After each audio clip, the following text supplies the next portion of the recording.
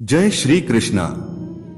भगवान श्री कृष्ण ने गीता में कहा है, कर्मण्येवाधिकारस्ते मा फलेषु कदाचन। इसका अर्थ है कि हमें कर्तव्य कर्म करने में जुट जाना चाहिए और फल की चिंता करने की आवश्यकता नहीं है।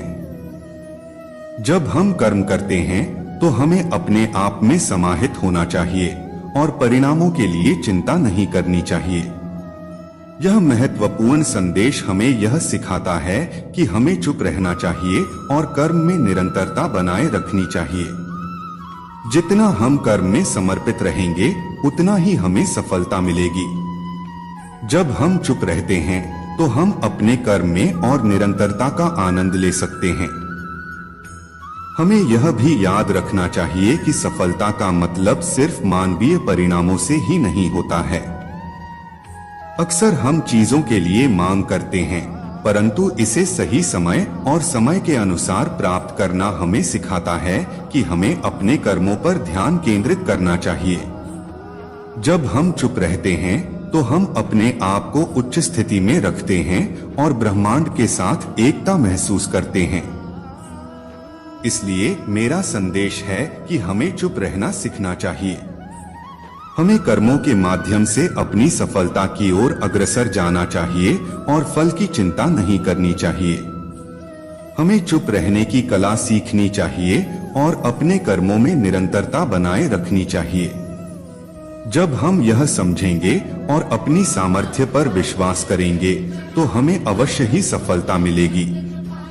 श्री कृष्ण कहते हैं कि जब हम अपनी इच्छाओं को छोड़कर कार्यों में निरंतर लगे रहते हैं तो हमारे सामर्थ्य में वृद्धि होती है और हम अपने लक्ष्यों को प्राप्त करते हैं। इसके अलावा यह हमें धैर्य और सहनशीलता की सीख देता है, जो हमारे व्यक्तिगत और आध्यात्मिक विकास में महत्वपूर्ण होती है। श्री कृष्ण की यह बात हमें याद दिलाती है कि हमें निरंतर अभ्यास करना चाहिए, आत्मविश्वास रखना चाहिए और दृढ़ता से अपने लक्ष्यों की ओर प्रगति करनी चाहिए। चुपचाप कार्यों में लगे रहना और उन्नति की ओर अग्रसर होना हमें सफलता की ओर ले जाता है। इस प्रकार चुप रहना सीखो, बिना मांगे सब कुछ मिलेगा। यह श्री कृष्ण के उपदेश का महत्वपूर्ण संदेश है, जो हमें सफलता की ओर आगे बढ़ने की प्रेरणा देता है। इसे अपने जीवन में अमल में लाने से हम अपने लक्ष्यों की प्राप्ति कर सकते हैं और एक पूर्णत, संतुष्ट और समृद्ध जीवन जी सकते हैं। जीवन में हम सभी अपने लक्ष्यों और सपनों की प्राप्ति के लिए कठिनाइयों और परेशानियों का सामना करते हैं। इस संघर्ष में हमें बार बार आगे बढ़ने के लिए प्रेरणा की आवश्यकता होती है। श्री कृष्ण ने हमें बताया है कि अगर हम निष्कलंक हृदय से अपने कर्तव्यों को निभाएं, अपने मन को शांत रखें और आपातकाल में धैर्य बनाए रखें, तो सभी चीजें स्वयं ही हमारे पास आ जाएंगी। जीवन की महत्वपूर्ण सीख यह है कि हमें सकारात्मक विचारों को आवश्यकतानुसार प्रयोग करना चाहिए। हमारे मन की भावनाओं का शुद्धिकरण करके हम अपनी सामर्थ्य को बढ़ा सकते हैं और अवसरों को पहचान सकते हैं जो आसमान से हमारे लिए प्राप्त हो सकते हैं। इसके लिए हमें चुप रहना सीखना चाहिए, अर्थात अपनी मन की शोरगुल से परे रहना चाहिए। श्री कृष्ण ने अपने जीवन के माध्यम से इसका उदाहरण प्रस्तुत किया है। उन्होंने विषाद योग में अर्जुन को अपने कर्तव्य का पालन करने के लिए प्रेरित किया और उन्हें ध्यान योग के माध्यम से शांति और ज्ञान प्रदान किया। श्री कृष्ण ने अर्जुन को यह सिखाया कि अपने कर्तव्यों को निभाने के लिए वह चिंता से परे रहें और इस रास्ते पर आगे बढ़े।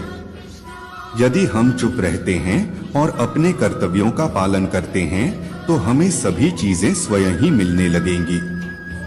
जीवन में सफलता का मार्ग तब खुलता है जब हम निष्कलंक चित्त के साथ काम करते हैं और स्थितियों को स्वीकारते हैं।